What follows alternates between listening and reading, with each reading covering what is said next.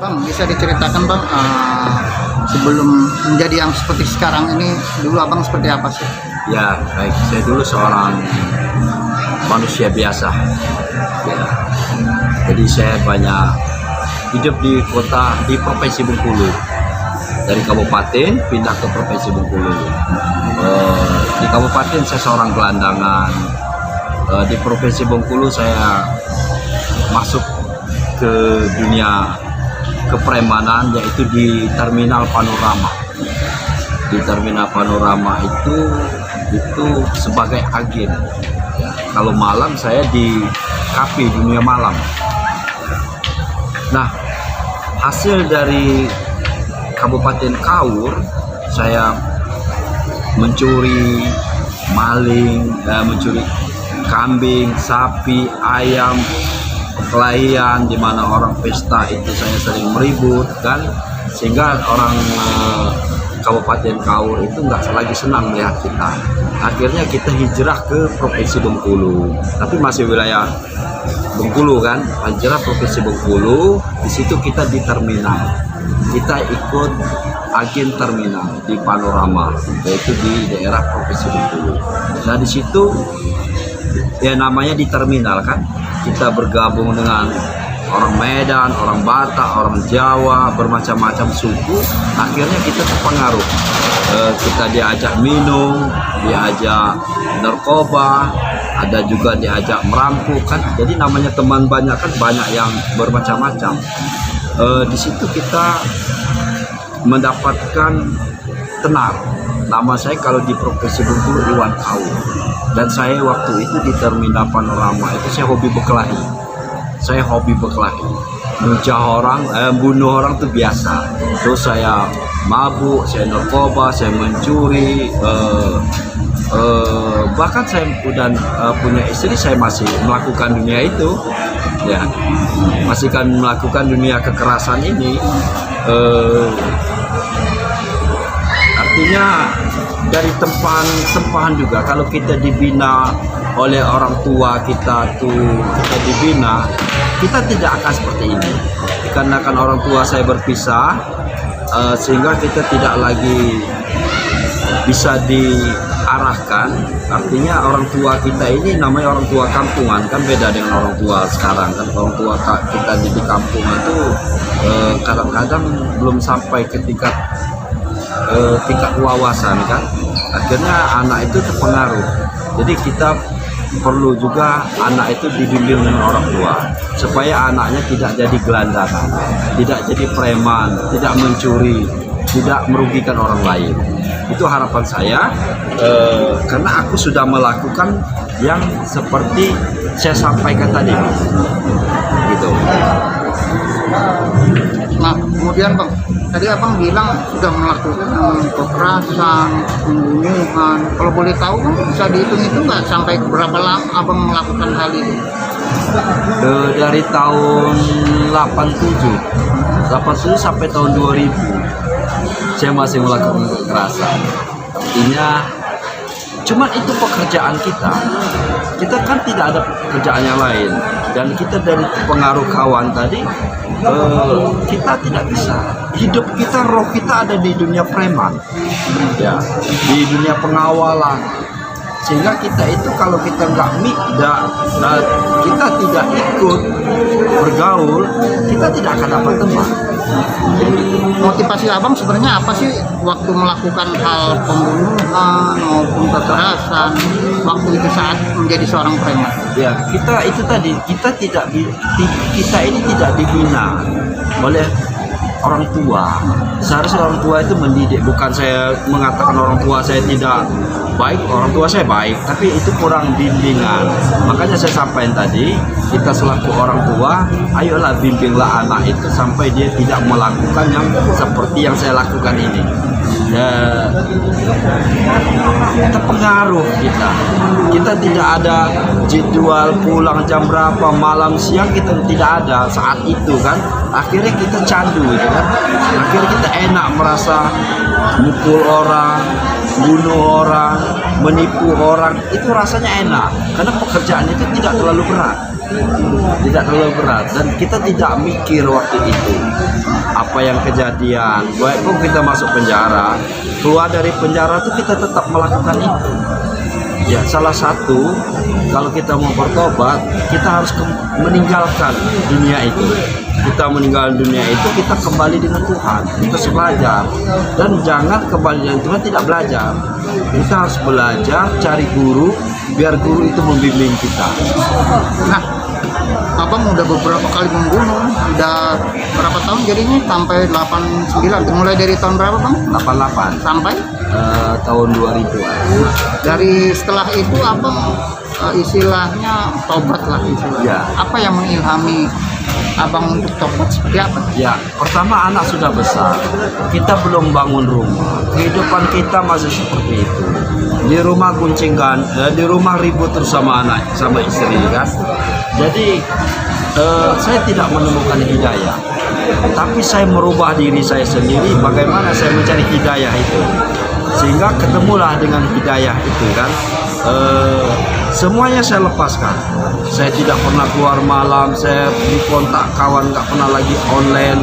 Dan waktu saat itu saya bertobat itu saya lebih miskin, ekonomi saya miskin karena nggak ada lagi, kita mencari teman baru kan, kita nggak ada lagi yang teman lama tuh nggak, teman lama itu kita tinggalkan, bukan mereka meninggalkan kita tinggalkan dulu. Akhirnya kita mencari teman yang baru, kita agak susah ekonomi kita. Ya. Untuk teman-teman yang dulu mungkin teman abang yang seperjuangan menjadi preman itu, pas abang taubat atau gimana, dicemooh atau gimana?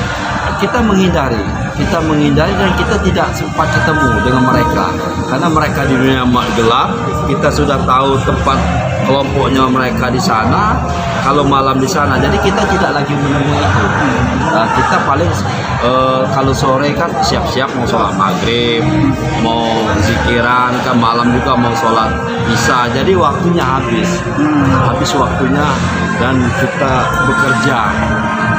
Selang berapa waktu lama bang abang untuk pindah ke taubat ini bang? Ya, dulu saya tidak berpikir untuk tobat. Saya dulu kan kena kanker tulang, kena diabetes, saraf terjepit, jiwa saya tidak tenang.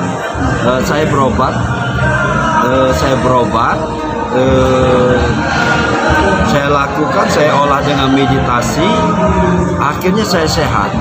Nah, kesehatan ini saya manfaatkan untuk beribadah dan berbuat baik, bekerja untuk anak istri saya.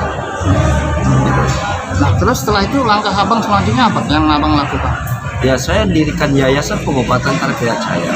Langkah saya ke depan, baik pun sekarang dan ke depan, saya pengen membantu orang yang belum mendapatkan kesembuhan berobat dimanapun. Artinya kita membantu orang untuk bidang bagian pengobatan. Metodenya seperti apa? Metodenya itu meditasi. Di dalam tubuh kita ini kita harus mengenal diri kita, mengenal fungsi darah itu untuk apa, fungsi daging itu untuk apa, fungsi tulang itu untuk apa, fungsi akal itu apa, jantung, lambung itu kita harus kenali fungsi itu. Nah, ketika sudah kita mengenali fungsi itu, kita olah dan itu sehat. Salah satu ketika tidak bisa medis menyembuhkan penyakit, maka dia harus lari ke non medis, cari orang yang paham menaklukkan penyakit itu.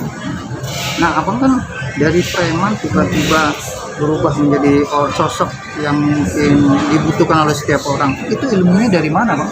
Saya berguru bermacam-macam guru. Saya berguru dengan orang cerdas. Saya tidak mau berguru dengan orang bodoh karena saya sudah bodoh. Makanya saya berguru dengan orang cerdas. Saya pengen cerdas. Ya, saya pengen melihat orang ini sosok, pastor tubuhnya, cara dia bicara itu akan, dan saya melihat anak, istrinya, orang di dekat dia itu saya lihat kalau memang ini bisa jadi contoh, maka itu akan saya guru. Tapi kalau saya lihat nggak contoh, saya tidak akan jadi guru karena saya udah terjebak di dunia gelap kan. Jadi ketika saya mau bertobat, saya pengen melihat dulu sosok guru itu. Guru, berapa banyak guru abang nih kalau boleh? Kurang lebih saya berguru hampir 47 guru. Ya, 47 guru hitam putih saya geluti. Kurang lebih kalau orang luar negeri ke Indonesia ini kurang lebih hampir 7 orang saya guru.